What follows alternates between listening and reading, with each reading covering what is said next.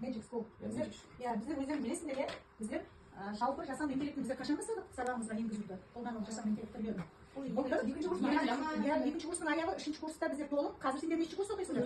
Төртінші курста оқисыңдар. Біздер 2 жыл қатарынан толықтай барлық сабағымызда осы жасанды интеллектінің мүмкіндіктерін, өзіміздің сабағымызға яғни көркемдікке керекті жерден өзіміз алып, соны бүгінгі күнде біздер кеше қайда алып келдіңдер? Дипломалы практикаға алып келдіңдер, иә? Сол практикадан естіңдер, толықтай бәрін жасанды интеллекттің түрлерін, әрине, жаңағы лимит сұрамайтын, тегін түрлерін қолдандыңдар да, алла түсіндіре алады. Бұл енді ChatGPT сияқты, бірақ кішкене мұғалімдерге арналған, ішінде де студенттерге арналған нелер бар.